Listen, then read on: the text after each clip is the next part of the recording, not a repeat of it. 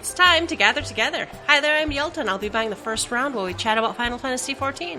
This is episode 230. Pull up a chair and join us. On the menu tonight, all things Letter from the Producer Live Part 66. Introducing Dolphy Dream Y'shtola.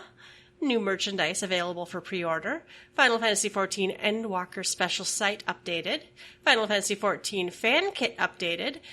Join us at Tokyo Game Show 2021 online on October 3rd. The Final Fantasy XIV and 15 collaboration event is here until October 18th. 3 new tales from the Twilight series. Death Until Dawn, Final Fantasy XIV original soundtrack out now. Save 50% on Collector's Edition digital upgrades until September 30th. We read your fan mail and tweets, and we have a reminder about our contest. Whew, but first, let's shoot the shit. What has been going on this week? Hi, Ruby. Hi, Carrie. Hello, hello.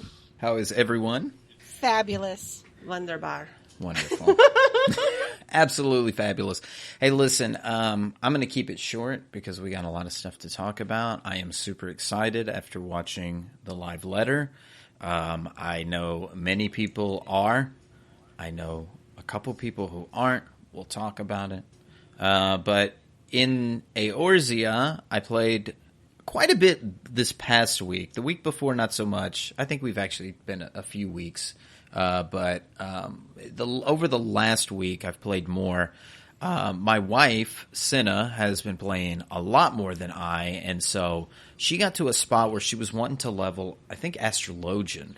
So I was like, oh, what job do I want to do? And so I just really thought, since Reaper was coming out, and I don't play any melee jobs. I seriously do not play any melee. Like, legitimately, it's been within the last 4 months that I unlocked and leveled Monk, well, leveled Pugilist to Monk, because I just never done it. So I'm just not big on melee. Well, Dragoon was the one that I kind of like the most, just for the aesthetic. So I was like, let me jump on Dragoon, and I had it about level 33. Her Astrologian was, I don't know, maybe I caught up to the Astrologian, but I was just like, let me just grind away on this. So I did Fates, I did some dungeons, some leveling roulettes, joined in with her and a few things. And I got that guy up to 53, and I really like the aesthetic of Dragoon. I think it's a cool job. It's really funny doing Dragoon quests after Heavensward, after Stormblood and Shadowbringers. Just like Estinian acting like he has no idea who you are. Yeah, it didn't age well or time bubble well. Not so well at all, you know. But that's okay. We can do the whole echo thing. So that's been fun.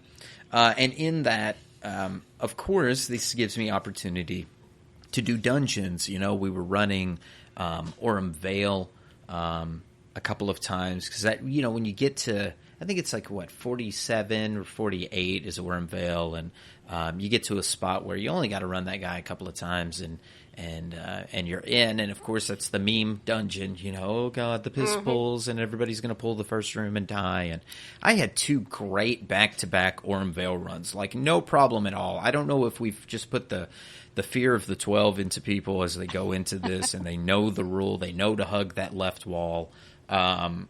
So I had no problem there, but I was in something, I think it was Karn, Sunken Temple of Karn, and we had a tank, a warrior, who was, he was toggling his stance, Deliverance, just over and over, and the other DPS, because I was running Dragoon, Cinna was running Astrologian, or some healer, and we were like, hey, bud, please just keep it on. Just leave it on. And no. And the other guy got mad. Somebody else came in.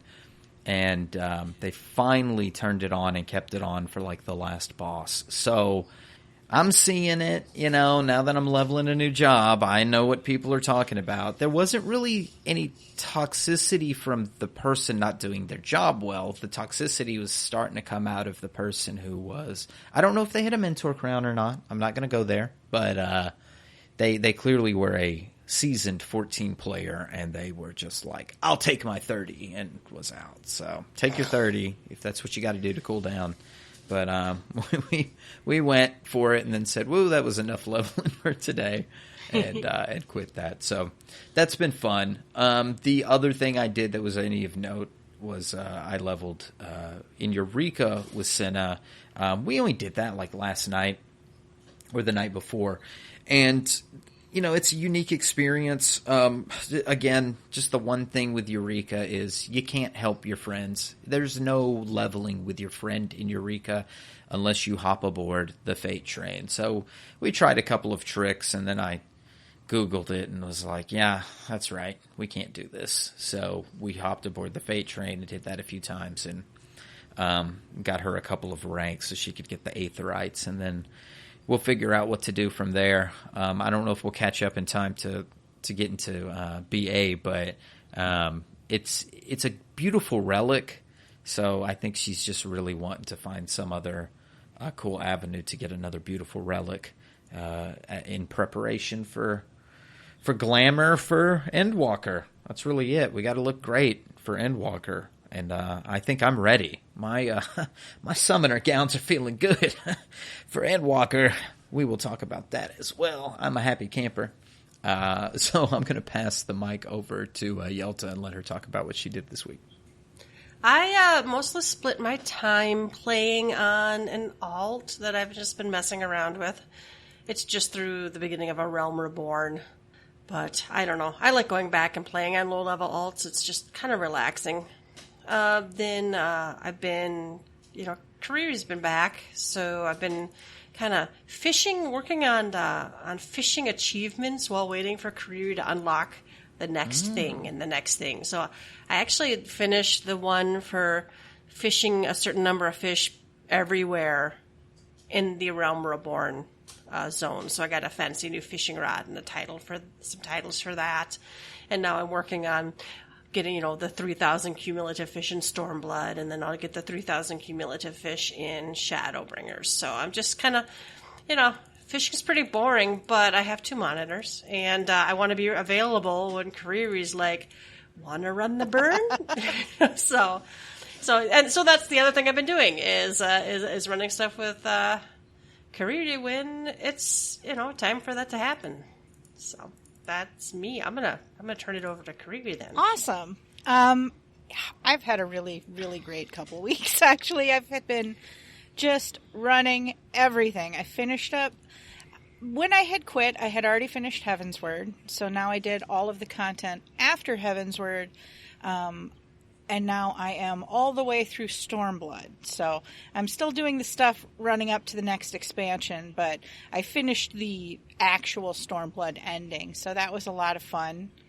And like Yelta said, she's been running all of the dungeons and trials and everything with me as they've come up, and it's been really great. And a couple other free company members have come out to help too. I think Eddard's been the biggest good sport, so shout out to Eddard.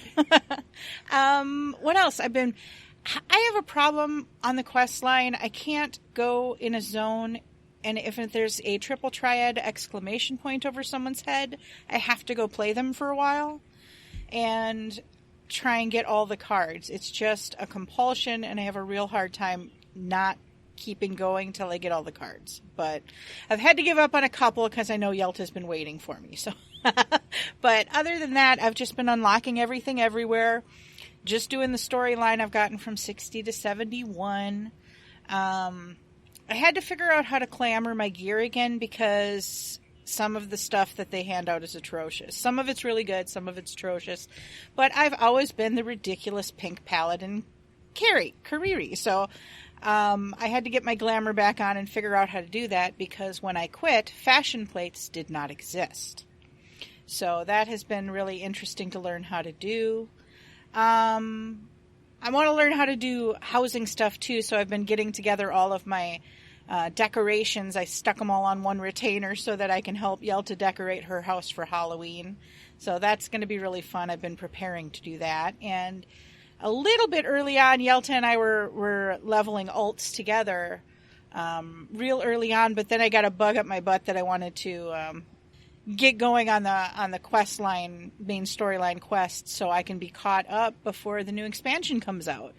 So I've just been hitting that really, really hard. So that's pretty much everything I've been up to. I think that's wise. Awesome. I mean, what are we at? Like almost 60 days here, like 63, somewhere in that before Endwalker. November 23rd started sounding really, really soon. So yeah. Yeah. All right, listeners, you can shoot the shit with us on our website if you want to go to www.gtffxiv.com and let us know what you've been doing for the last couple weeks. The first round is news, and of course the big news is the live letter 66.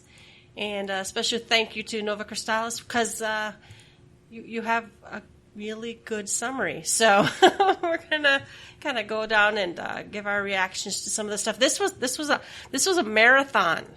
This was yes. Jesus Christ. It was like 7 hours, 17 9 at night minutes till 3 was in the recording. morning. The recording was 7 hours and 17 minutes. So It's wild. Yeah, they were 40 minutes late, I believe, like 45 minutes late, some odd. Yeah, and they weren't exactly snappy about. They probably could have been a little bit. Could have hustled a little bit, but. And the 66th letter from the producer live. Let's see. They showed us the Endwalker title screen, which I think I was in. Well, you guys were in too. Discord. We were in Norfolk's Bosom Discord, just kind of with some of the other members, just kind of chatting about and reacting as we saw. Our friend Bell Dandy was a good solid 5 seconds ahead of us. Mm-hmm. Yep.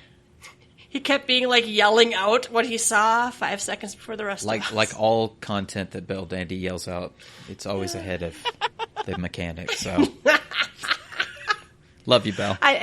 We love you, Belle. And so we were kind of rating this title screen versus some of the other ones. I like this one. I think my favorite's probably Heavensward, but this one is nice.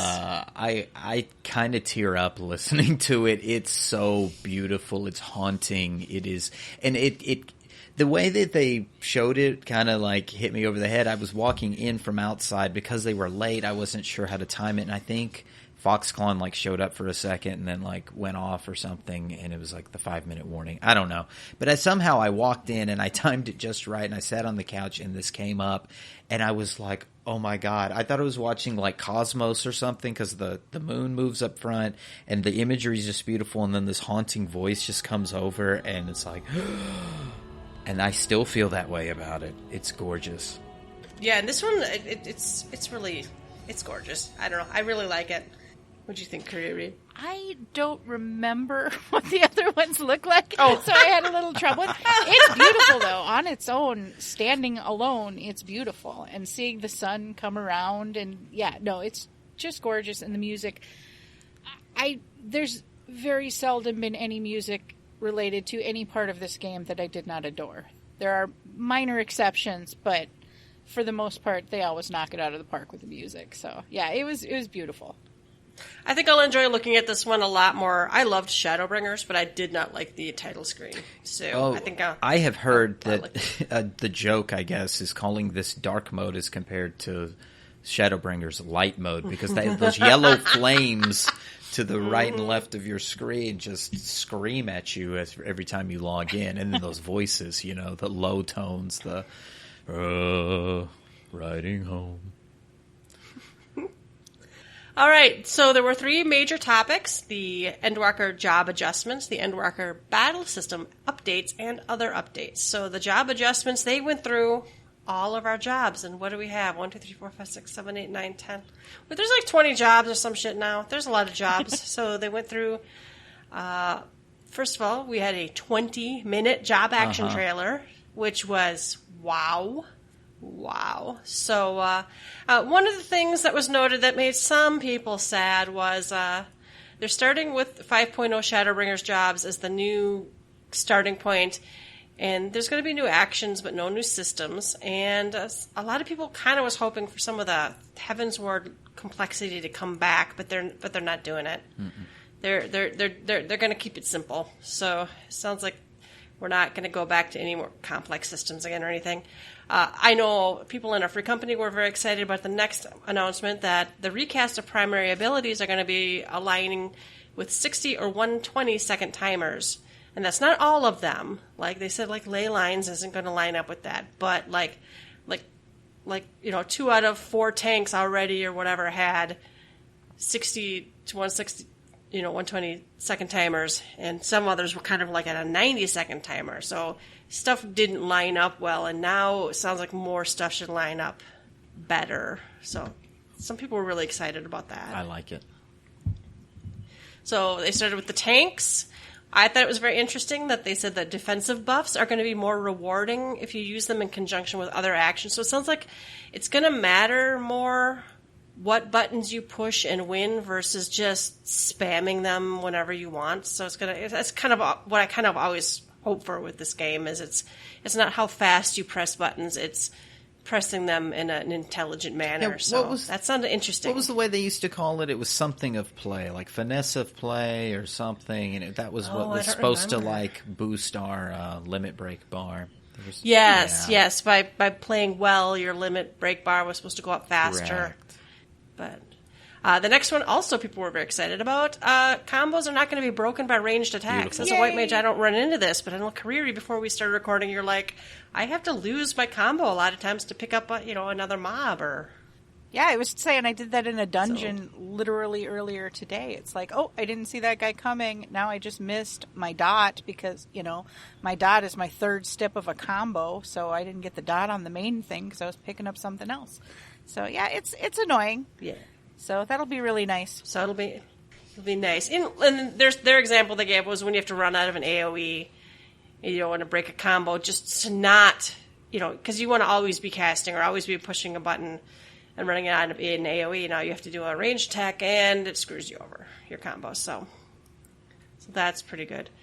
And they're also going to be giving parity between the physical and magical damage attributes of weapons at the same item level and accompanying changes to action potencies. That sounded interesting, but I didn't exactly know what they meant. I think I know what they mean, but it sounds like... Because there's some fights where everything's magical and you get murdered if you don't have high magic defense.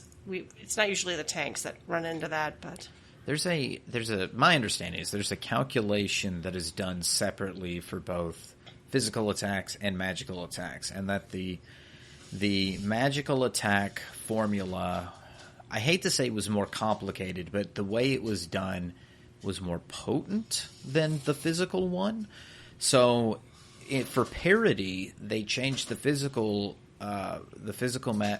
attack formula to be identical to the magical attack formula, which meant physical attacks were stronger, which meant they have to lower the potency of abilities to make it even back out again. So you may see lower potency on physical attacks and go, what the fuck? But it has been balanced out from the back formula, which is now matching to the magical formula. So I was scared when they started saying this that, hey guys, we're going to get rid of one of these and just have flat attacks. I thought this was the dumbing down again. Thankfully, it's not. It's just a formula correction. It may be a dumbing down on the back end for them to make things easier when they're calculating shit, but we're not going to know the difference. It may be easier for some of the websites that do these, making of combos or formulas for gear, that kind of stuff. Maybe. I don't know. All right. And unless we want to go 6 hours, I think we're going to have to skip some of the individual job adjustments. Was there anything in the tank adjustments that you thought was particularly... I know that like warrior, some stuff's not going to use beast gauge, and I think everyone gets a gap closer where some of the big takeaways that I knew of. Oh, and Salted Earth won't be aimable anymore now. It'll be right under the Dark Knight no matter what. Right. That was because so many people were macroing that. It just didn't make sense. I know, like the Paladin one I was excited about simply because that's what I play. but it's interesting that we're getting a 3-attack combo that starts with what used to be our finisher. So that's going to be a change, and that our Requiscat, that one's going to be, it's going to have the same effect regardless of how much MP you had left, where it used to like weaken depending on the less MP you had, I believe, if I understand it correctly, and that now it's going to be the same no matter what. So I'm excited about that. But yeah, the other jobs, I don't know how much detail you guys want to go into on those. I wish there was more to say about the tank section, and I was going to add this in there, but like the tanks are just kind of perfect right now. There's like not really anything to add. They're in a good spot to the tank stuff, so it's not like there's nothing to really linger. It was just like, we're going to add one more flashy Paladin spell. We're going to add one more flashy Warrior spell. We're going to add one more flashy Dark Knight spell, and then maybe something else that helps somebody else. And the Salted Earth, and then we're going to add one more cartridge to Gunbreaker, and you guys are good. Bye-bye. Yeah, there wasn't anything huge there. There wasn't anything groundbreaking or, game-changing for them. So. One thing I want to say, and I was watching Mayone's video that was going over the jobs, and I think this will permeate throughout all the jobs that we see, or at least this is the attempt on all the jobs that we see, is that the flashiness and the abilities and the new stuff, like Kariri, you mentioning the confetti or the new combo that comes after it with the sword upon sword upon swords. Like Paladin's theme is the swords. So we know when a Paladin is attacking, it's going to be kind of that kind of bright light glow to a lot of the abilities, and you're going to see a bunch of fucking swords. That's a Paladin attacking. When I watch the Warrior video, it's all those red and orange slashes and the way kind of claw-looking marks. Spinning things. Very visible. Yes, it's very visible. The identity is at least in the types of attacks and the things, the look. I think you're going to see a lot of that. All these additional abilities have an even flashier thing that's giving more identity to it. I know that's not the whole thing that is identity, but I believe that is a big part to identity. And as you go down, you will see different jobs are picking up a certain identity or a flavor as you go. All right, and then the melee DPS.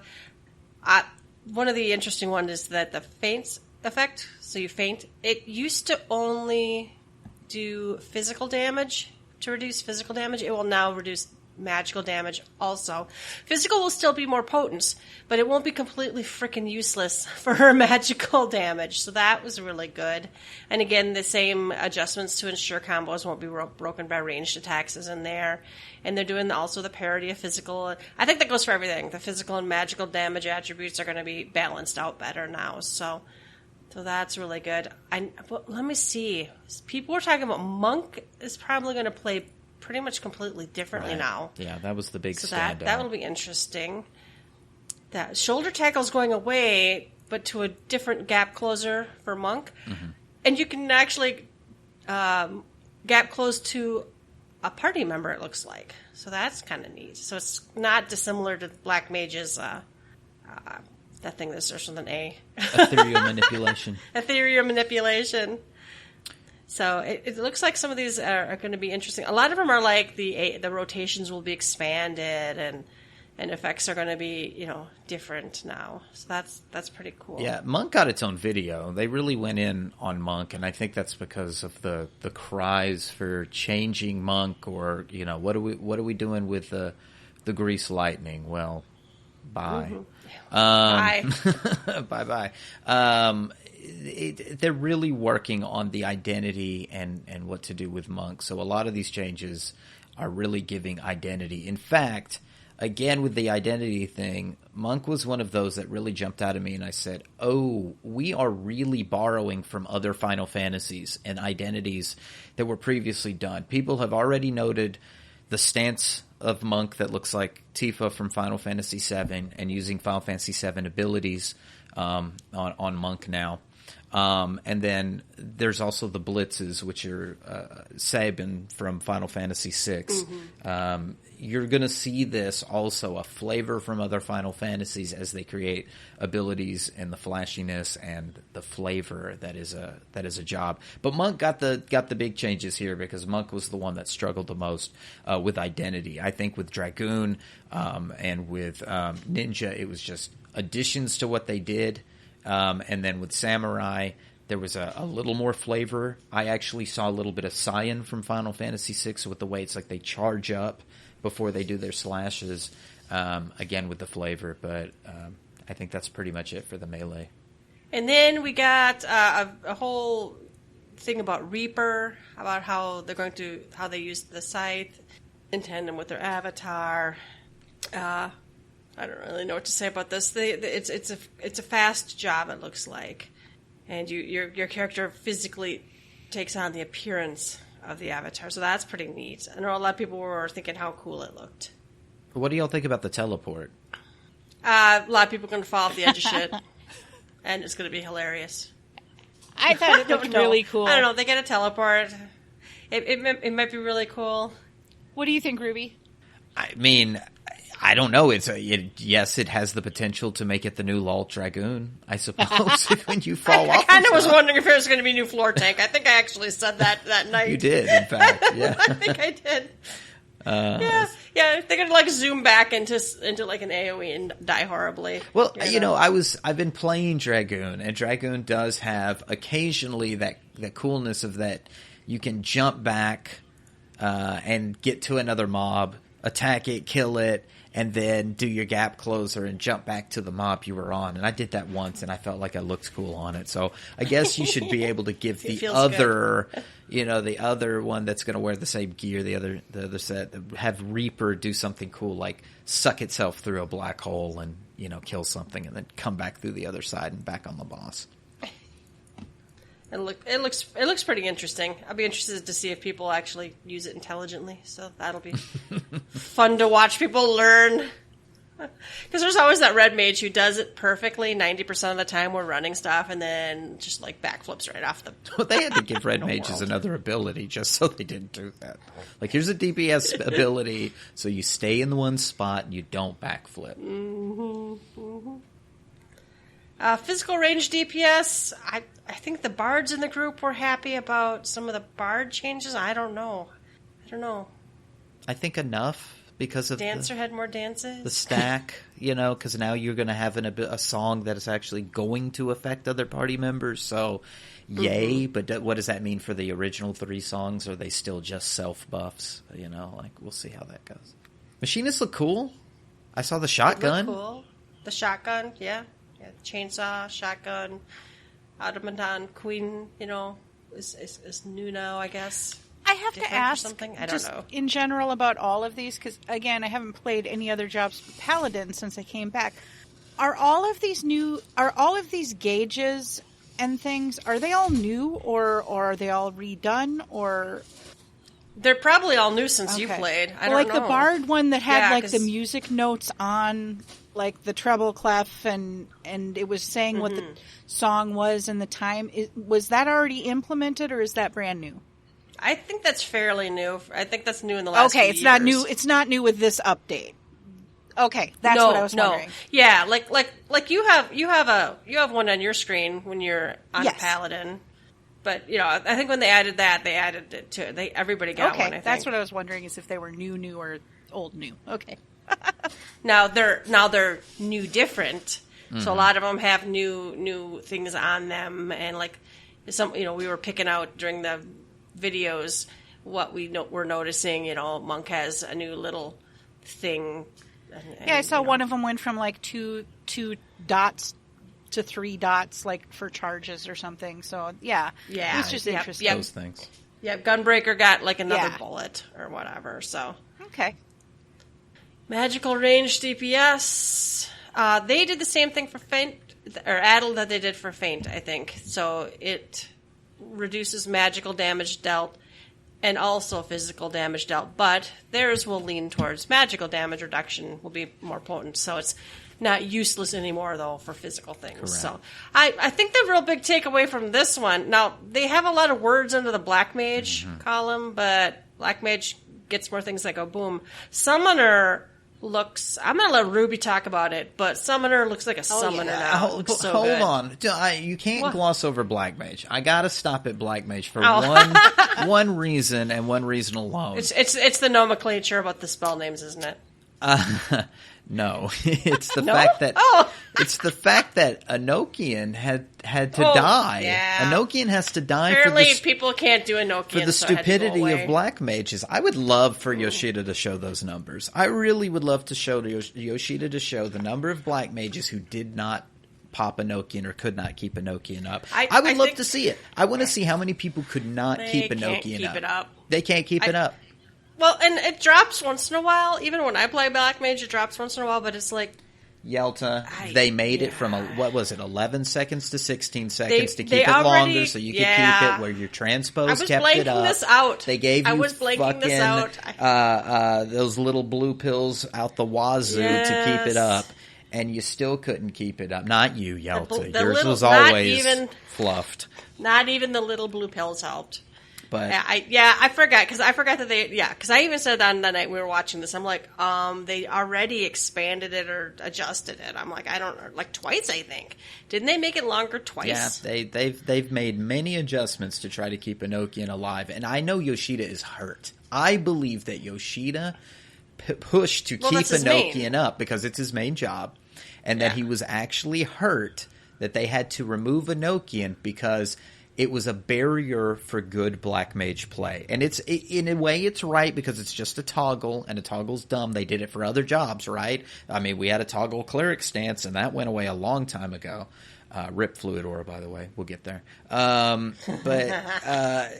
They had to get rid of this because people just didn't know how to do it. And honestly, I just say, you bad Black Mages. I cannot believe you have you drug Yoshida down. Your bad play, your ice maging RP in dungeons have drug Yoshida down, and you should feel ashamed of yourself. I had forgotten all about that because I did it was say painful. some shit. I did talk some shit about.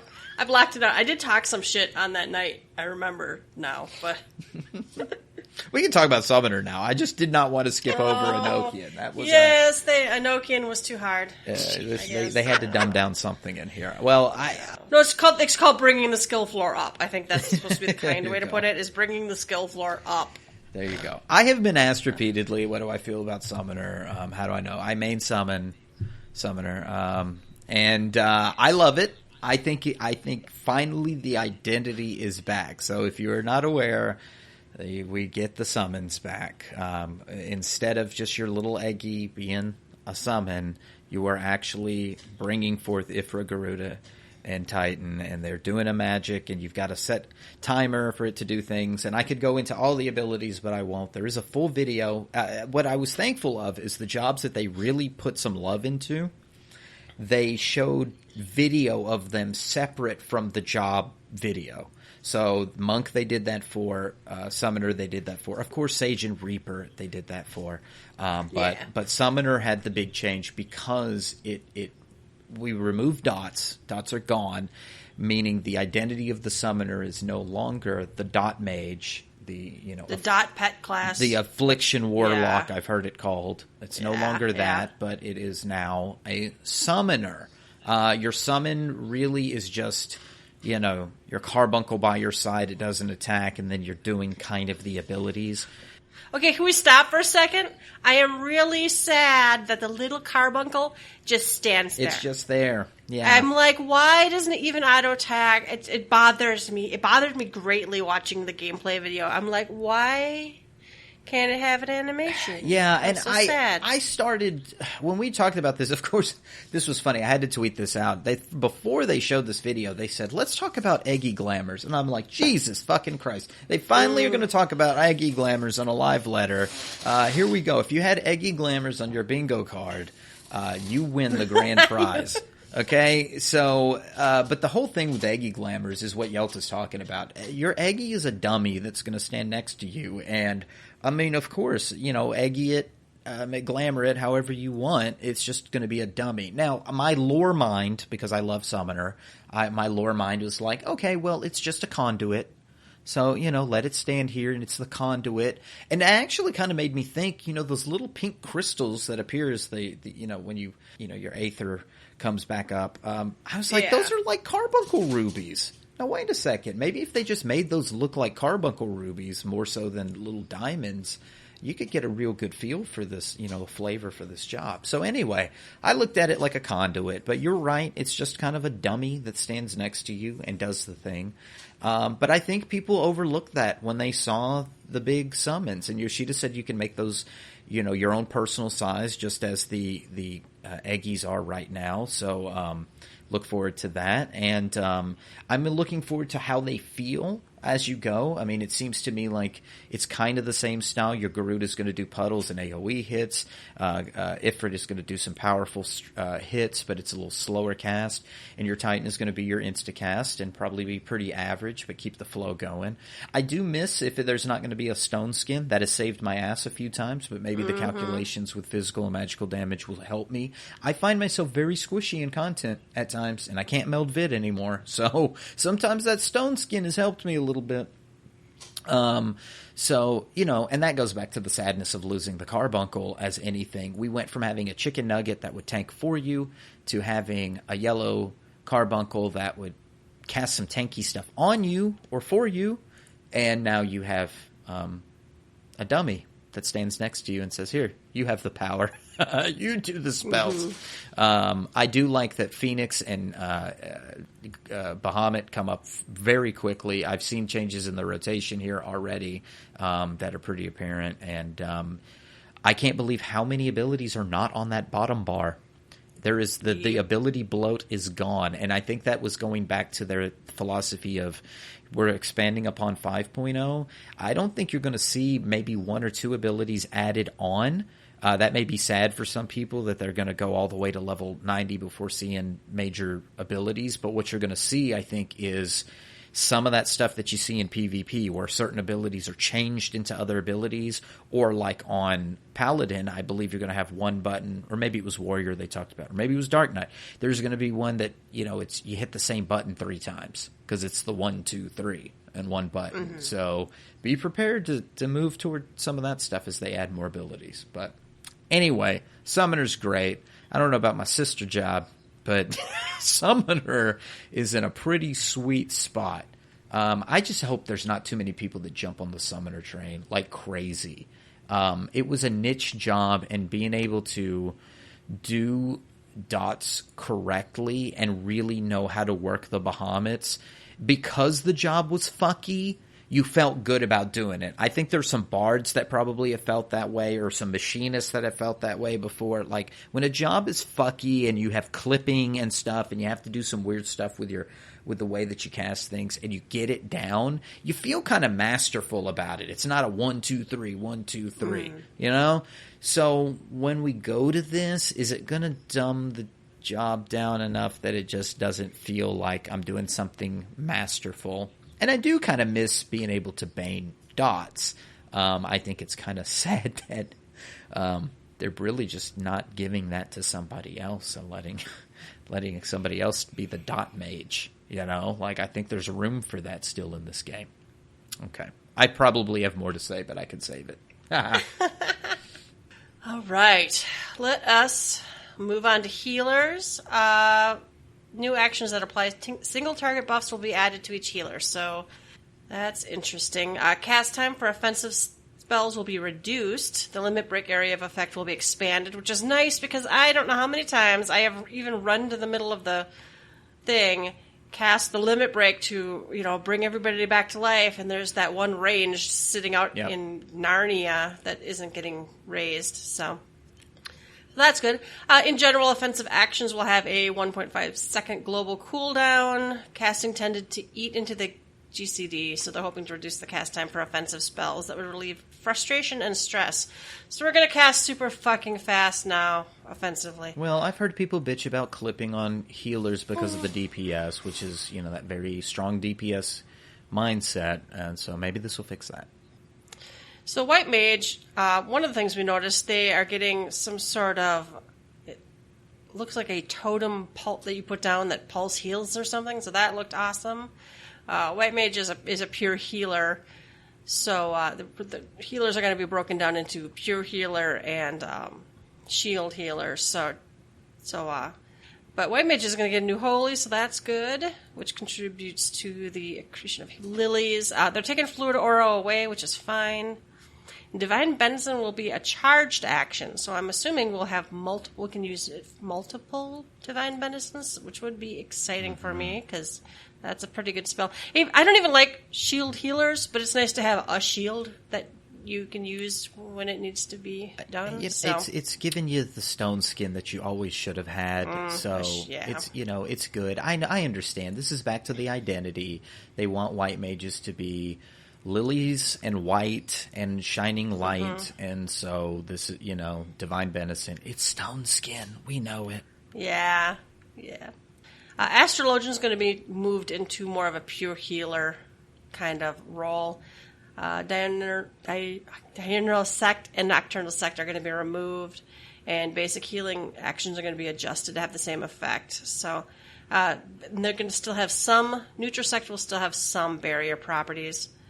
So they're changing some other stuff, and I think they're changing the cards a bit. I don't know. I think mostly it's going to be buffing yourself with the cards. I can't remember. So it'll be interesting. They are adding an AoE spell that will have both healing. They're getting a size for Astrologian is what it sounds like. So it'll do healing and offensive. Scholar seems like it's not. I don't know. Scholar seemed like the redheaded stepchild of this live letter. Did you get that feeling? A little underwhelming, yeah. And they're going to give some sort of sprint to the party. That I'm like, are we going to have a scholar now so we can get out of AoEs? I don't know. We'll have to see what happens. And then they're also getting some sort of powerful enhancement that can be targeted to a single party member. I don't know. I'm not sure.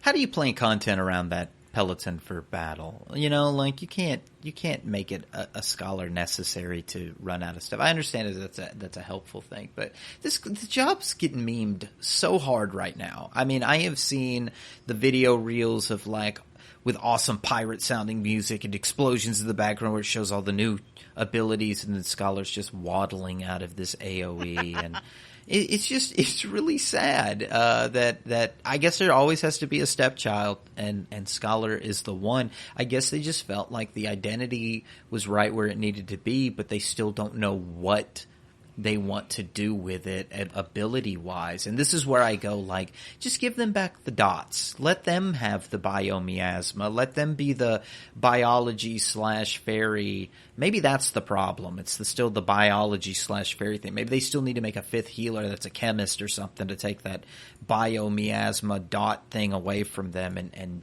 do something else with Scholar. But I still feel like that's the problem, is it's an identity issue that they just haven't come to terms with yet. Mm-hmm. Lol, Scholar. All right. Yeah. Then we're getting Sage. Sage is a barrier healer, and they're going to be able to attack and heal a designated party member at the same time. Some people are screaming this will be overpowered. Do you think it's really going to be more powerful than me putting an arrow dot on something? There's no way that they can make this like a damage-dealing powerhouse compared to the other healers or something, plus also shields. So, I don't know. And then when they hit an enemy, there's also a chance to inflict a dot, so that's kind of interesting. And they get a gap closer. So, all right, then we have a whole bunch of battle adjustments. They're adding, I think it was Raid Finder is going to get something added. I think it's so you can designate that it's a 2-chest run is what it sounded like to me. Okay. Because you've already got where you can say whether you've done it or not. I think this sounded like this was to make it so you can't accidentally have someone who's already cleared for the week come in and screw your loot. And parties will now include 1 pure healer and 1 barrier healer, which could be interesting to see how that fills up. So that's Scholar and Sage are the barrier healers then, and Astrologian and White Mage would be the basic pure healers? Correct. Okay. Yep.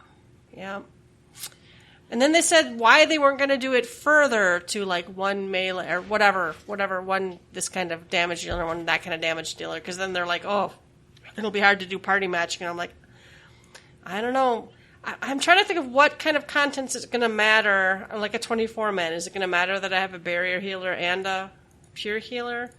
And if you're doing Savage, you're probably building your own party anyway. You know, I don't know. I'm not sure what I think of this. So the Party Finder update, healer category is going to be split between pure and barrier. New option for players who have yet, yes. Okay, that is just the third bullet point's reiterating the other stuff. Search results will no longer include parties you cannot join due to the 1 player per job requirement. They're going to change duty rewards, trials, and the 4th turn of high-end raids released up through 3.0. That's so Heavensward, right? Mm-hmm. With weapon drops, anything that gives a weapon drop is also going to now drop a coffer in addition. So it'll be easier to get glamour. I suppose so. I guess. For the free players? I don't know. Or maybe it's to get, I don't know. I would think that you level up so fast, even if you got one of these and it was an upgrade for you, you're going to be upgrading it so fast anyway. So I'm assuming it has to be more for glamour. I don't know. Due to reward adjustments, trials, and the Whoop, my eye just scanned the same line twice. High-end raids. High-end raids released up through 4.0 will, through 4. Whatever, will now drop gear and accessory in the form of coffers. So that's Coil Savage, Alexander Savage, and Omega Savage. That is, again, also just going to be easier for you to get gear and accessories for your whatever role you want. That's nice. So since it's coffers, you can go in, get the coffer, and then open it on the job. Is that how those work? Yeah. And conditional enhancements can now be separated as a new category in the HUD layout. Conditional enhancements refer to proc-type buffs. So what it really means is you get when you have a proc that shows up on your little bar, you can now move that and resize it separately from the other enhancements and enfeeblements and stuff on your status effect bar. That'd be nice for people who have to watch really hard for a proc. And I know some people in the Discord chat were saying that there are a couple who look similar to each other or something, where people would miss the proc sometimes. You know, or you make the separate hot bar that floats up there so you can see the proc, you know, because you can see the lit up ability or something. Right. This saves you a hot bar. This is a very good change. And they did some sort of improved ground targeting functionality. So there's a new setting in character creation. You can set up something for ground targeting. Now, it was all in Japanese, so we were kind of doing our best to guess. So you can set, I don't know if it was a range or what. And so now if you are placing a ground target, it'll only go in that predefined range or something. And then you press your action button again to place the target circle. Oh, so I get that. So no purple anymore. You're not going to get out of range. I think that's what that means. Yeah, because that's just annoying as fuck. Yeah, just don't even let it show up outside of where it can go. Well, does that mean they'll give Scholars back Shadow Flare? No? Okay. Let's not talk crazy. The next one was interesting. So you can now display a party member's target when casting. So I can see, you know, if the other healer's hard casting raise on someone, I can see who they're targeting. That's great. That's all I can think of how I would use it, but I'm a healer. I'm sure it'll probably be useful for other roles too, to see who their party member is targeting when casting something. The next one will help me a lot when there's wipes in Eureka or something, because they're going to let the health bars display even when incapacitated. I play with names off, but I leave health bars on if they're not 100%. So I'll actually be able to find the little gray Lalafell laying in the gray dirt. Mm-hmm. So I'll be able to actually see them and raise them. As a teeny tiny gray Lalafell, I appreciate that.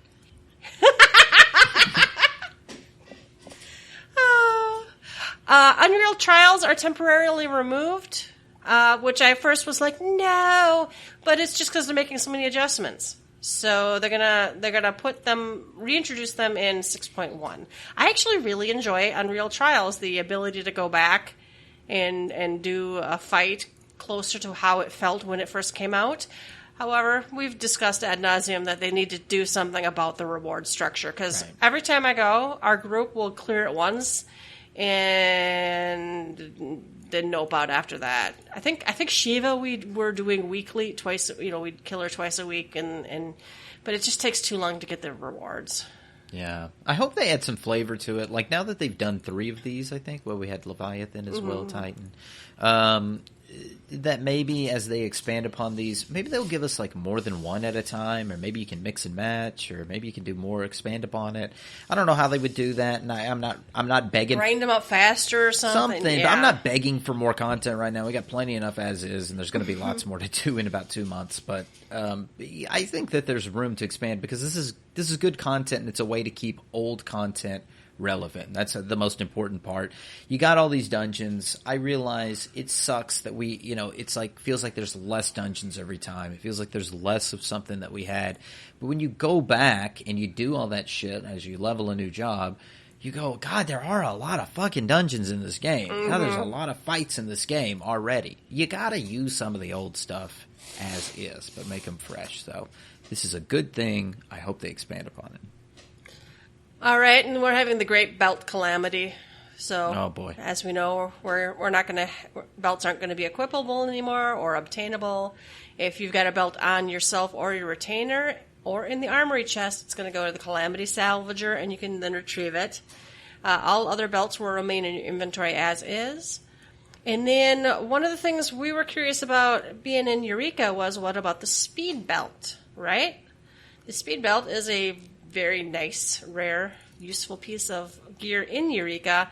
They're going to switch it out for a ring, looks like. So speed belts can be exchanged after the release of patch 6.0. So if you have a speed belt, or are going to, if you were like, I'm not going to farm up a speed belt, you might as well, because now you can switch it out for a ring. But I'm a Lalafell and I have no waist. How am I going to keep my pants up, is my only question. Well, since you can't see belts anyway, it's like womp Yeah. womp. Do you remember that? Remember back in the old days when your clothing would actually change whether or not you had a belt on or what belt? Yep. All right, and then they just slide about it. Only before patch 6.0 can you extract materia, buy or sell on the market board, turn it in as a leave, turn it in as all this other stuff. Use a coffer containing belts. So if you've got any belt coffers, pop them now.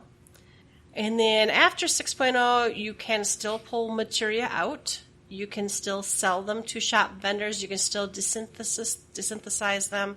You can still turn them in for expert delivery, and you can still chuck them. You can just throw them away. And you can throw them away. I love that they put that on. And you can throw them away.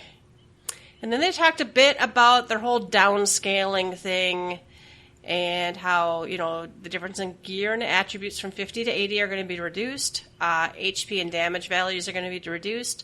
The potency of meals, medicine, and materia were going to be reduced accordingly.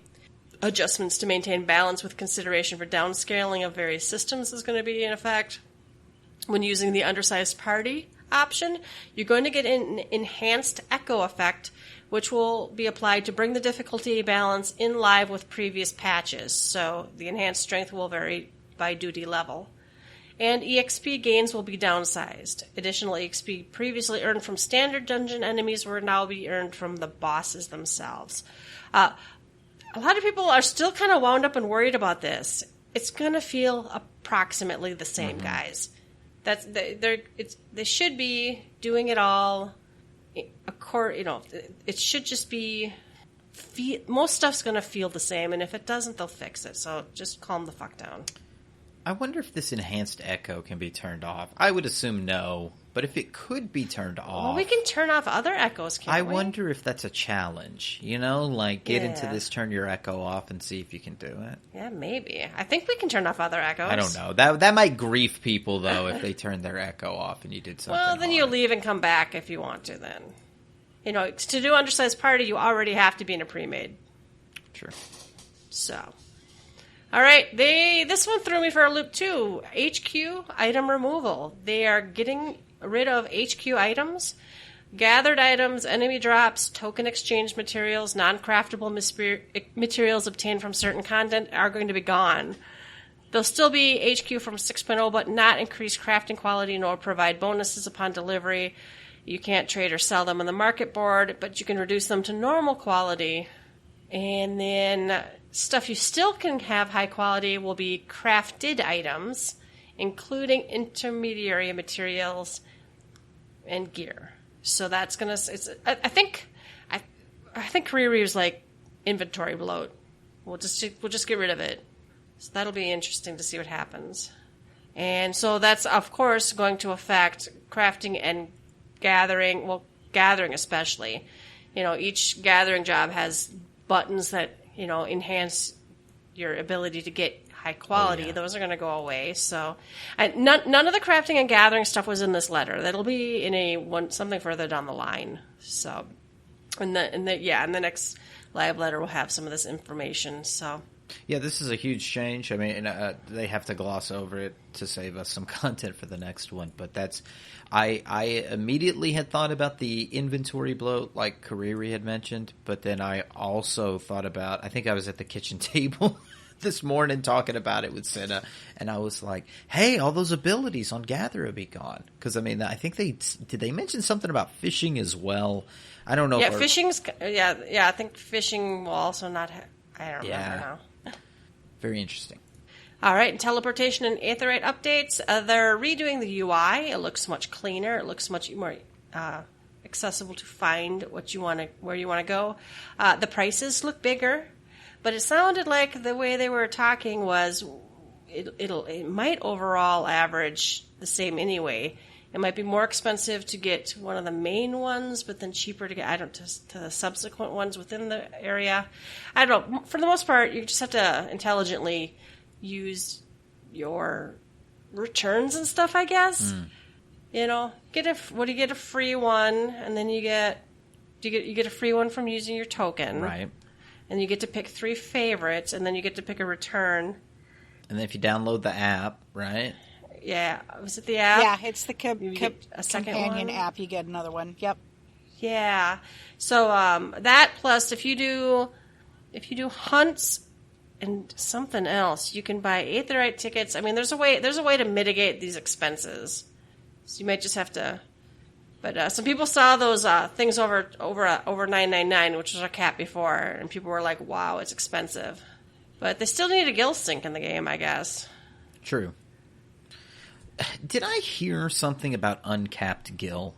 It's not in this, and I don't know if maybe I dreamt I don't remember. I don't know. Well, don't quote me on it then, but uncapped gill, that seems wild. I know this is uncapped. I saw the memes before they made this announcement, and everybody was like, "We're going to the moon, only 999 gill." Yeah, right. Okay. Yeah, well, and it does get expensive, you know, if you're, like, on one of my alts, I got over teleporty, and I did get pretty freaking low on money, you know. I was, like, running around doing crafting and gathering, and then I'm like, oh, I only have 70K left. maybe I need to settle down or plan my route better or something. The new menus are beautiful, though. Just to talk about that briefly, I know here it's showing pictures of the Aetherite thing. I've seen pictures of what it looks like in a city, and it's something that's sorely needed. I mean, the updates to being able to click on something and just teleport there, it's sorely needed. I hope that Mordona gets some kind of more prominence, or is easier to find instead of just in that others menu with like 2 other spots. It's like Mordona and like your house or something. There's only like 2 things so on that sad. menu. So sad. All right, and then a couple of miscellaneous updates. Progress towards Fisher's intuition will remain after logging out. I think that's the one where if you fish up like 3 of the same kind of fish, it now pings that now you have the ability to maybe, you know, fish up his dad or whatever. It's like it's kind of like a rare fishing thing, and like people would like DC or have to log out or would like, you know, and I don't think it's going away anytime soon where, you know, you get logged out for being AFK. Right. You know, with the current congestion on the servers, I don't think that's going away. So, Fisher's Intuition, it's going to remember where you were at when you log back in. And then some people were really sad, but due to the urgent need to address server congestion, the data center travel system is scheduled for implementation after patch 6.0. 6.0x. As a old new player, what is that?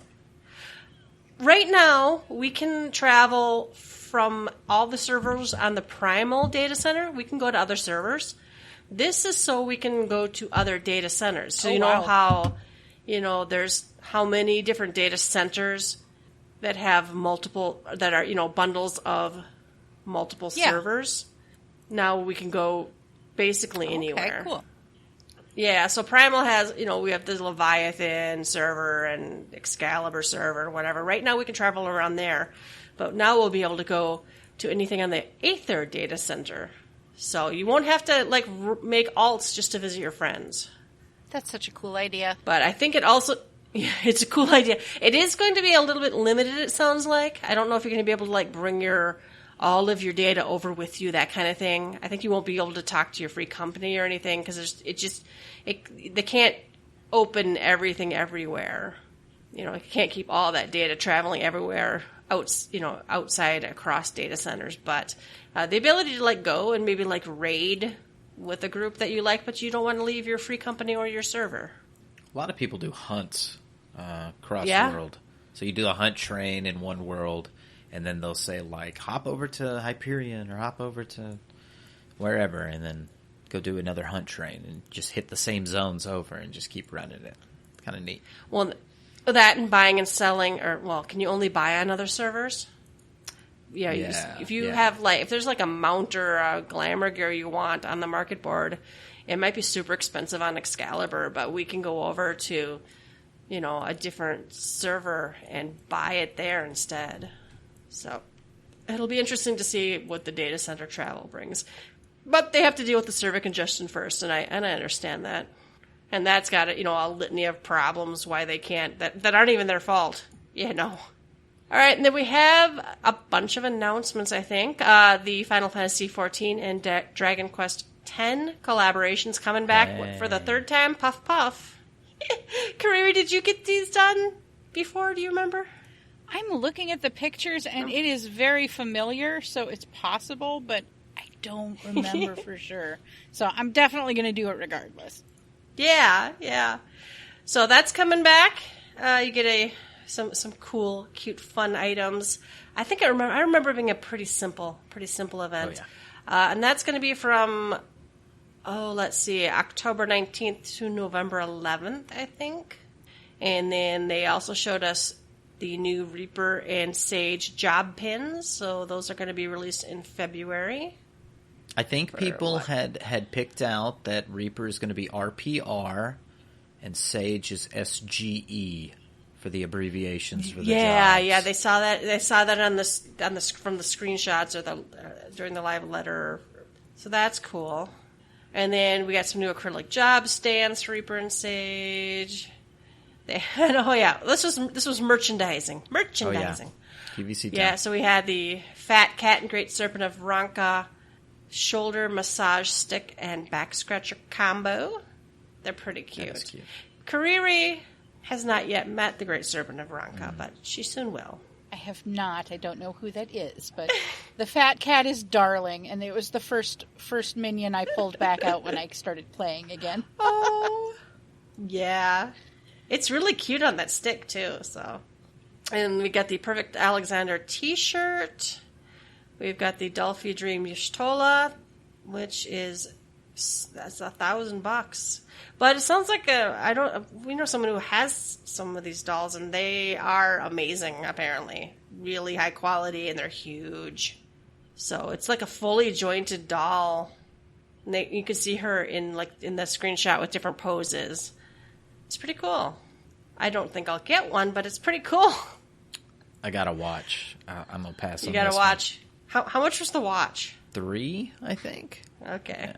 I mean, if it wasn't $1,000, I would think about it, because I have historically kind of enjoyed dolls. If it's $980, it better be making me breakfast or something too. There's just no other way. Should be cooking me breakfast. Yes. Oh, that's a lot. And then we have a Endwalker 7-inch vinyl single, so that's pretty neat. It's the cover art's pretty cool. I think we know someone who got the other vinyl records too, and they said that they're pretty cool. Well, I guess this is a nice addition, throw that in with your box set. Oh my god! I don't think you guys are still on. So someone who will not be named, in the Discord chat, was like, wow, that hole in the middle of the record's really big. And I'm like, oh, you made me feel so old, honey. He's like, oh, that's what the adapter's for. And I'm like, yes. Oh my gosh. Oh, it's just kind of funny because records. My first piece of music was on vinyl. The first music I purchased with my own money was on vinyl. I'd love now vinyl's back. We still had an 8-track player in the basement that we used to put in and dance to occasionally when we were very little. Yeah.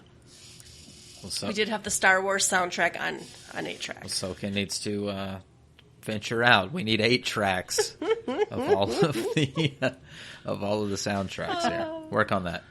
All right, and then let's see. November 5th will be the next live letter. So that's the crafting and gathering, system-related adjustments in the new PvP. Are we going to get any Sanctuary info? If we get Sanctuary info, will it be in here? I need Sanctuary, Island Sanctuary info. And that's not too long before the expansion, man. The 5th of November. So are we getting that Sanctuary in 6.1, though? Is that is that the deal? Maybe. I can't remember now. I just think it's related enough. Do you think it's like post to crafting and gathering that we should be able to get some information on it? Something. I really want to know. Because we really don't know what it is yet. Is it the Band-Aid for housing? Yeah. I don't know.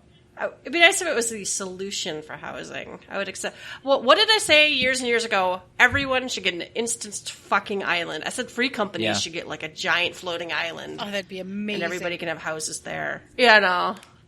Fuck it. Housing for everyone. All right, and the appeal and potential of RPG. That's going to be a special talk at the Tokyo Game Show. So that's, was that October 1st and 2nd? And they're going to do live interpretation from Japanese to English. So that's cool. That's badass. Sakaguchi, the father of Final Fantasy, with Yoshida, the savior of Final Fantasy. I put this out there, but I've already seen the comment, like, oh, Yoshida's not a god. Okay, whatever. But, like, what would Final Fantasy look like if 14 had failed? We wouldn't still be playing it. Yeah, that's... What would this franchise look like? What would Square Enix's profits and future ventures look like? Would you still have a lot of the things that we have, like Kingdom Hearts and some other stuff? Like, would we have Forspoken that was shown for the recent PS5 deal, the Sony deal? Would we have some of these games and projects that is coming out if it wasn't for the cash cow that is Final Fantasy 14? I do think Yoshida is a savior for Final Fantasy. I'll stand behind that. And I'm not talking about 16. I'm talking about 14. We'll see what happens with 16. But 14, I think if 14 hadn't been saved, there'd been a different scenario in the world of Square Enix. Well, I'm not sure. Haven't they made very clear that 14's profits are going back into other projects? That, it is a big reason why they got the bottom line they have now. I don't know. You're saying that no profits from 14 goes to anywhere else? No, that profits of 14 do go. Oh, okay. That it's a big deal. Yeah, that a lot of the I would assume that. I don't have their books. I would assume that it's due to the profits from Final Fantasy 14 that allows Square Enix to move forward on other projects. I would think if a numbered Final Fantasy failed, not only from a financial standpoint, but just there would be a trepidation to go into new territory, do new projects, do new things. If the major, a numbered Final Fantasy had failed, I just think it would have ruined morale. There would have been a lot of issues just echoed down the chain, but financial would be heavily one of them. All right, and then also at the Tokyo Game Show is a stroll with Yoshi P. So he's going to take a light-hearted trip to a public world and visit player estates. That's on October 3rd. Nice. And and it was 7 hours of this, yeah. But it was good stuff. A lot of interesting, exciting news. People are very hype about. All right, then introducing the Dolphin Dream Y'shtola. I think we talked about her briefly, but she's pretty gorgeous and very expensive. I don't really know what else to say about it. The pre-order period has started, and it ends November 21st. So, yeah, for $1,000, it better come with an attachment. That's all I'm saying. Oh my god! And then we're not going to go over it again, but there was another link just for pre-order merchandise. It's available, so go to the Square Enix store and go. Grab what you want. $30 for a back scratcher. I guess back scratcher? Back scratcher. And that's the same price as the... Okay, good to see that the album is the same price, really, as the other ones. So that makes sense. Oh, okay. And then the Endwalker special site, has been updated. I think it's... Oh, no, it's still taking forever to load for me. Even in my new house with my new internet. It's a little heavy. Quick. It's a little heavy. I'm looking for green dots to see what's new. I don't see any green dots. Oh, no. There they are at the top. Oh, okay. Cool. Jobs has green dots. Sage and Reaper. I don't know what's green dot about them. I don't know. Yeah, they got this really graphically heavy. Very. It's very flashy. I'll say it's very flashy. Watch the job trailer video. Don't go to the special site. Just watch the if you're 20-minute job trailer jobs. video. For sure. All right, then let's see. The fan kit was updated, and that one's taking a long time to load. But they didn't say fan kit release. They said fan kit updated. They listened to you, Yelta. They changed the way that they made that announcement. So it says there's new desktop wallpapers, new smartphone wallpapers, new mount and minion icons. So I'm assuming it's all the normal stuff you always get in the fan kits. Yeah. I do like that they're like updated, because it was like, it's not new. It's not brand new. So do they have like? Is there anything? Oh, yeah, nice, nice new Endwalker thing, and we got an icon compilation. Well, I might do that background. That's cool. I'm glad that they show these. I hate like the icon ones. I wish I could see what they are. Instead, you have to click it and download it. You always have to open it. Yeah. But whatever, man. Yeah. All right. And let's see what is next. Join us at Tokyo Game Show 2021, October 3rd. So that's probably just what we just talked about. Yoshi P is going to be there, and he's going to be talking about Final Fantasy. So yeah, they talk about the stroll with Yoshi P. They talk about just the stroll with Yoshi P. Yeah. All right. And they're going to talk about it in Japanese only. So this is a special... If you were new to all of this, and you're listening to this show, it's probably a miracle, but if you're new to all of this stuff and you don't know, not everything is translated. Most of the stuff is not translated. So if you've got these like Nico Nicos and some of the Tokyo Game Show and all this stuff, if it is usually made for a Japanese audience, like it's something that's in Japan, that is going to be not translated for the most part. Mm-hmm. That is going to be in Japanese only, and it happens time and time again. You get the chat, and somebody is always going, "Where's the translation? Where's the translation?" Yeah, it ain't happening. All right, then kind of a reminder: the Final Fantasy 14 and 15 collaboration event is back right now. So if you haven't done it before, or if you want to do it again, you can log into 14 and go find the NPC and try to figure out where you were in the quest line. Did you read those? Apologies. Apparently, some people who had picked up the quests couldn't figure out where to go, and it is confusing because like you go and talk to the NPC and you can do the quest real easy, but nothing unless you knew. You don't know to go to the gold saucer and buy your 3 items. You don't know you need to go to the Fate and do it 3 times to buy the music. So make sure you get all the things, or if you don't know if you've gotten all the things, double check, because you don't want to miss anything here. If you want to, that was one of the things a lot of people were saying or that they had commented on. Is like, if you stopped at this point in the quest chain, you need to go here and talk to this person. If you quit at this point in the quest chain, so they did put the information out there to try and fix it, but it's a pretty clunky way to reintegrate a continuing collaboration event, I thought. Yeah, it's a little clunky. It's hard to. Well, and I always have a little. I've always done all the seasonal events, so I have a little heart attack every time I do one, and I'm like, is it over? Have I missed something? And I like it, because you can get the achievement and miss some of the rewards even, and so it's very. I like to collect all the things, so it would make me sad if someone didn't realize they were missing all the songs. Most people know the card is a reward, or the car is a reward, so they're going to go find out where it is. Ask your free company, ask your friends, Google it. But the story itself, doing the quest itself only gets you, the outfit? Mm-hmm. I think it just gives you the outfit. So if you haven't gotten everything, go find them. Get that triple triad card, too. That's a 5-star card. All right. Then we also have 3 new Tales from the Twilight stories, but I didn't read them. So we're going to punt this one, and we'll talk about it later. My time was all taken up with the love letter, guys. Same.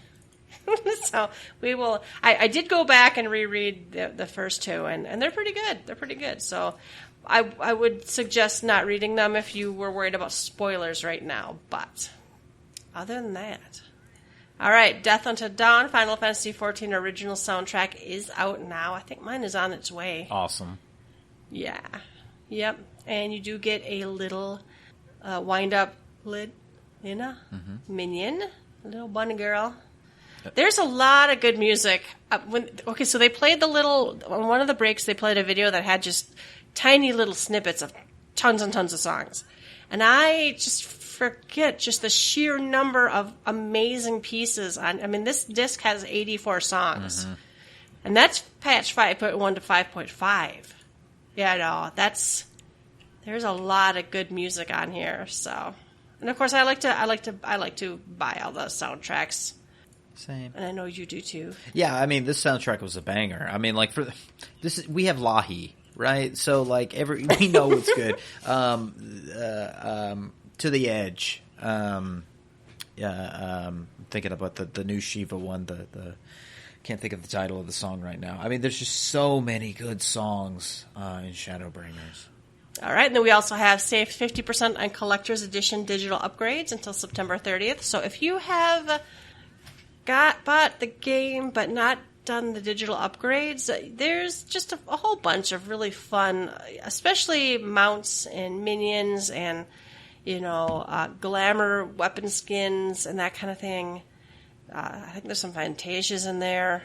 Go check it out. So a complete Collector's Edition digital upgrade is $40, which is a lot, but it's really, there's 4 Collector's Editions, so you can buy them separately too. So you can get the Realm Reborn one, the Heavensward one, the Stormblood one, the Shadowbringers one. So if you want to upgrade, they're $10 each. So that's a decent sale though. So instead of $80, it's $40. That's a good deal. So, that's a really good deal, and you can kind of mix and match. If you're into Gunbreaker and you want the Final Fantasy VIII thing, get the Shadowbringers one that you missed. But if you want the chicken knife or something different, I really like that Griffin mount. I actually flew that all around the Stormblood expansion at the time. I really liked it. All right, that's it. That is our news. Let's do a reminder. That we are having a contest. It's the Gather Together Sweet Dream Contest. Take a screenshot of your character with something sweet. Send to us on Twitter at GTFFXAV with the hashtag GTSweetDream. Contest runs from now through September 30th, so you still have some time. The winner gets one of the Chocoporker mounts, so we have a code to give away, and you can get that mount that was from the Butterfingers promotion. Very cool. We need more entries. Send us your entries. Yeah. All right, happy hour. We do have some listener questions, fan mail. Twitter responds to what did you love from the live letter? So I think we can just go down these. Agarak said, I don't love anything in particular, but I'm glad that Summoner is getting another rework, so maybe I can play it for real. Yes. For real. Dragon Sushi said, I thought I was DRG main, I thought I was a Dragoon main, but now I'm an everything except for Scholar main. The memes. Burn. Oh. Burn. I feel bad for Scholars. Oh, Gordon says we're getting Feller Cleave. That's a lot of Fell Cleaves. Cinna says happy about the tanks. Smiley face. Sad about Scholar getting no love. And Sage looks so good. Yeah, I saw somebody on Reddit put Scholar got a new ability. It's called Pick Sage. Oh. I hadn't seen that. Oh no, that's too bad. Flauta says, tanks feel good. Love the changes to Dark Knight. Making a Steam sync up with certain abilities will hopefully have Darks doing some solid DPS. That's cool. Michelle says, I liked getting more of a sneak peek from the areas in Endwalker via the job action video. Bard in particular looked like it was the one area that they only showed a picture of at FanFest. Yeah, yep. AJ Bishop said the reworking of the classes are good. Aside from Scholar, they got shafted. Tanks getting a buff to their mitigation if they use them correctly is also nice. On the downside, I don't really like the extra change to fast travel. I'm poor, dang it. We're going to have to make a how to afford teleport costs guide. All right, and I'm so sorry I can't read that. Shimizu. The new pet job looks cool as fuck. It's crazy they removed Scholar too. Oh my gosh. Summed it up nicely. Oh my god, I hadn't read these, you guys. You're killing me. I haven't read these before now. All right, Dave says, I was really stoked to see Master for Blitz system since the personal story I've been developing for my character has led him to switching main jobs to Monk for Endwalker. Master for Blitz just looks so cool and interactive. I can't wait to take it for a spin. That's great. Yeah, Monk changes look good. I love it. I mean, just to put a cap on all these changes, because I just really love hearing everybody's opinions about the jobs. I think this was one of those moments that like the community got together, because there have been so many new people that have been playing, Kariri included, that have gotten to see the new abilities and new things, and this was one of those coming together moments. And it's nice to see what people in the community are interested in for the new jobs. I mean, like, the memes are fun and everything, but I'm really interested to hear what people really loved from it. And I thought it was a great live letter. I think we got the information that we really needed. I've heard very few people saying, like, oh, we should have got more information. I don't think so. I think they have to give us a little bit of wiggle room to think and kind of have conjecture of what we think will be next. I mean, that's what you want, right? You don't want to tell us everything up front. So I think we got a good bit of information. I thought it was really what we needed right now. Did you enjoy what you saw? I know you're a longtime player, Kariri. I'm not saying you're not brand new, but like without having seen some of the previous stuff most recently, like when you watched all of that stuff, did it hit you any certain way, or was it just like, okay, cool, flashy? There was a lot of okay, cool, flashy, but the thing that you pointed out earlier about the flavor of the jobs and how you could see them through the abilities was very, very clear. It was very obvious, even from someone who hasn't played in a very long time and who pretty much only plays Paladin, that they had given love to all of these characters and sent them in the direction of a specific version of these characters. And like you said, they're pulling things from older games, pulling things from other games that make them even more Final Fantasy to me, so that was really neat to see. But honestly, where I am in the game right now, it was not even easy for me to tell some of the abilities old from new, because I haven't seen them. I haven't even got, I'm still only level 71. I don't even have end game pally rotation at this point. So some of those I haven't even seen that aren't even new. So that was a little hard for me. But I was really psyched to see all of it. And it was my favorite part was, honestly, we were sitting in a chat room of, gathered together people, of free company people for the most part, who were very excited, and hearing their reactions to some of these things, what they were excited about and what they weren't excited about, was the coolest part for me, honestly. So that was really neat. But yeah, it's neat to see the direction that they're going. So yeah, there were a couple of things too that it really hit me on the identity point. I really loved seeing that they took Red Mage, and I feel like they're gonna go into that rose look that you got from Bravely Default, where Rose Petals was part of the Red Mage's aesthetic, and they had the new finisher where they do this dart, and it had a bunch of rose petals come out of it, and I was like, okay, lean into that. I'm cool with that. If that's what we mean for identity, then I am all for it. I think just the last bit I'll say before we move on is that this Scholar lol stuff, I will hang my hat on. It is part of the identity issue of splitting the two jobs from Arcanist. I think it's one of the original sins that were made in 2.0. And because of that, there's going to be these identity issues. I think maybe with the balancing of the healers, maybe now they can finally fix whatever identity is gone wrong in Scholar. But until they get that part done, I think that's going to be the major hang-up for wanting to be a Scholar. I think the kit is going to work just fine. I think the kit is going to be great, and they're going to be able to do good DPS and heal well. But to that identity's there, I think it's gonna struggle a little bit. Yeah, the one thing that was very clear for almost all the jobs was that, they've long time said that this game was kind of a love letter to all of the Final Fantasy, and it just comes through very clear in this. So that's pretty cool. That was pretty cool. Then it looks like we got a couple emails too. We have one from Ashley. It says, "Good morning.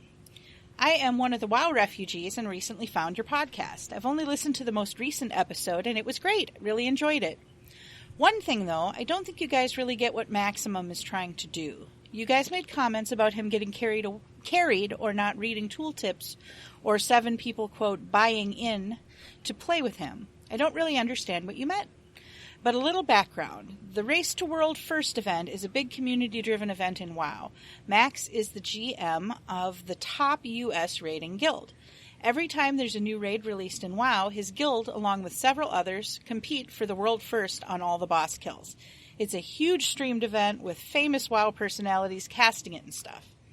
Max, along with 7 other top WoW raiders from several of these world-first guilds, is trying to do the bosses in Final Fantasy in a similar fashion to how they would have done on release. His team is using the same gear that was available at release, the same food, etc. They're playing blind only in that they're not reading strategy guides or watching videos prior to going into a boss fight. They're 100% reading their tool tips, lol. They just want to make their own strategies, and they're trying to simulate what it's like at world first Final Fantasy as a world first Final Fantasy raider. And after every new boss kill, they have a world first Final Fantasy raider come on and talk them through how it compares to when he killed it initially. It's a really fun series to watch. Anyways, great podcast. Looking forward to listening to more episodes, Ashley.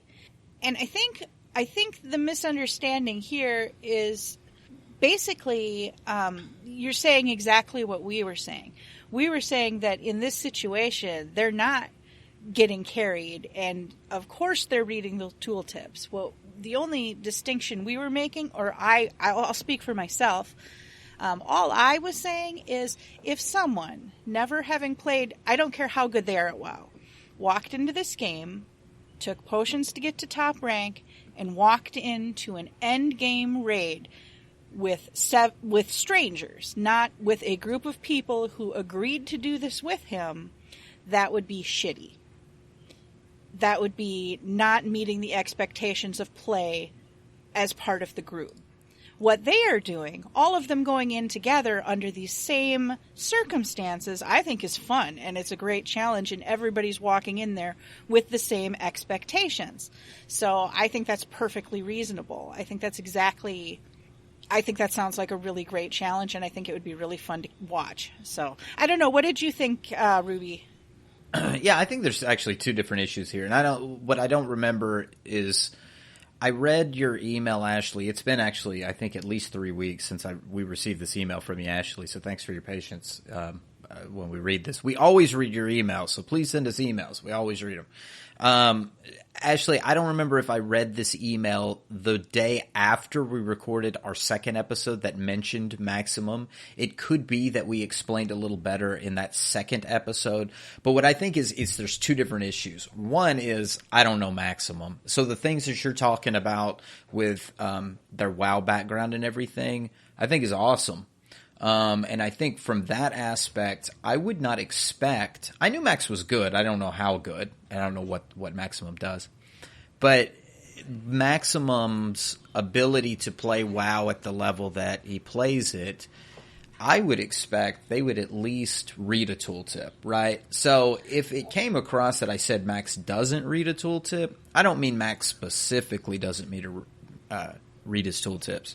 I know Max reads his tooltips. Anybody who comes from that level of play does that. What I did not know about Maximum was that this was the level that eating the same food and all that. That is fascinating. I think that is pretty cool, and I'm glad you're enjoying the content. I need to give it a watch. The other issue, the one that I think is where the line is getting crossed, is that I was using Maximum as a placeholder for any other person. So Joe Blow off the street decides that they're going to use a jump pot. Like Kariri says, it's shitty for them to not tell 7 other people and be a dipshit, just like it would be to join a clear party and never have done a fight before. There's 7 other people who have a different expectation. It's not shitty if Joe Blow and his 7 friends, the 7 dwarfs, all drink jump potions, don't read their tooltips, act a fool in dungeons together, and don't ruin anyone else's experience. I was using Max as a fill-in for somebody who's like, hey, if this guy wants to act stupid in a dungeon with his 7 friends, so be it. His name can be Maximum if it wants to be. Maximum's a great player. I hope he's not being stupid, but if he wants to be, he's got 7 people that can. And I'm cool with also, I love that you've got, or they've got high-end raiders that come in, like Sophia, come in and talk about what it was like back then.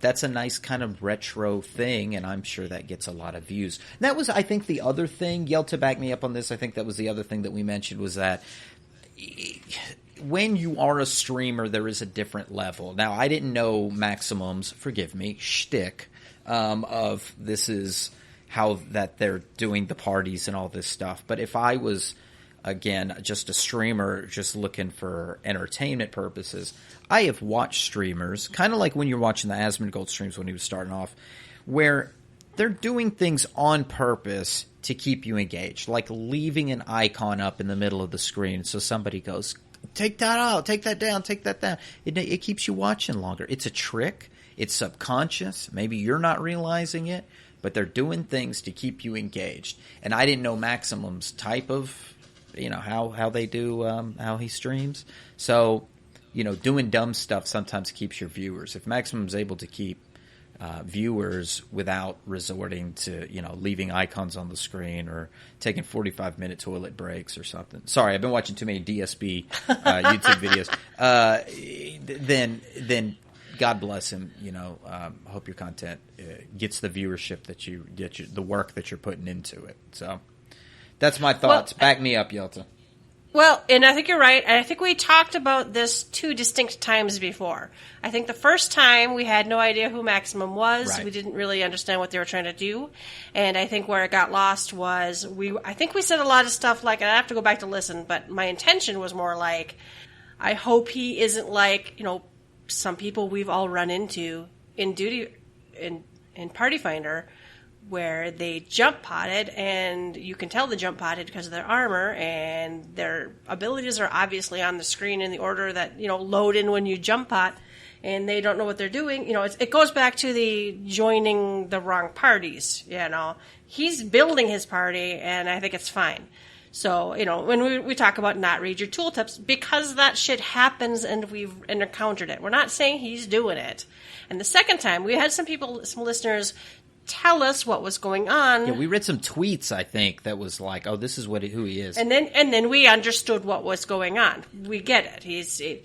And I think there were a lot of times we're saying, I think it got lost in the, I never said he wasn't reading his tooltips. I think I said, I hope he reads his tooltips, or at that level of play, I would assume he's reading the tooltips. You know what I mean? That kind of thing. I wasn't trying to say he's being a shithead. I was just saying we've run into shitheads. I don't think this is where this is going, but if he's going to be a shithead, he's got 7 other people who have, bought the ticket to ride that ride. That's what the buying in comment was. They have 7 other people are like, we're going to ride this train together, and we all agree. And I'm glad you mentioned the shithead part, because Ashley, I think you're coming in on the latter end of a longer conversation. I think 2 episodes even prior to that, we've been talking about the Asmongold stuff and the shit that Asmongold had been receiving from current Final Fantasy XIV players, and that more often than not, the WoW refugees that have come in have been the better players, have been the ones that have been trying to read their tooltips, trying to be like, hey, who takes the lead? Is it the tank? Is it whatever? I have rarely come into something that a new player has been the shitty one, I think they've been more they've held back and they've wanted to watch and see what's going on. And I think that's because a lot of these WoW refugees understand how an MMO works. We had been making a longer dialogue about how 14 players had felt that their safe space had been violated and that they were acting more aggressively in dungeons toward these new players while saying that WoW players were bringing in a toxic attitude. It was totally cross. So I think maybe something that wasn't picked up on is that we have been saying, hey, these WoW players, they're actually not bad. They're reading their tooltips. They're actually trying. They may just not know the nuances of stuff like don't cast regen on somebody before they pull a mob, or some of those old tricks that we used to know about. So I hope all that makes sense. I don't feel the need that we have to defend something that was not really that big of a point. But I'm glad that Maximum does what he does, and I'm glad you're enjoying our podcast. So I hope all that makes sense. Perfect. Yeah, we got a second letter, too, from Mithrin Scarlet. It says, hi, Ruby, Yelta, and now Kariri. And you did spell my name right. Just wanted to pop in and say hello. I'm still here. I still play. I still listen. I did take a break from listening to all 14 podcasts for about a year or so after some real-life stuff happened, but I never stopped playing 14. I have, however, been listening to all my 14 podcasts again for the last 6 months or so, including yours, which is still my favorite. I was really surprised you guys still remember me and my name from the tank wall polls. Ha ha ha. I'm happy to hear that Kariri is back. I actually started listening to GT after she didn't play anymore, so this is the first time I've heard her. I think she's an awesome addition to the show and would love to hear more from her. You three work great together, and it's fun to hear the perspective from a fellow main tank, even if she's oldie new, LOL. I wanted to drop my 2 cents on the WoW refugees, and particularly the mentor roulette. I love being a mentor and doing what I can to help new players. Like Yelta, I do a lot of mentor roulette for that reason, and I gotta tell you, there's a lot of expert trials synced in there that you gotta coach 7 Greenleafs how to complete.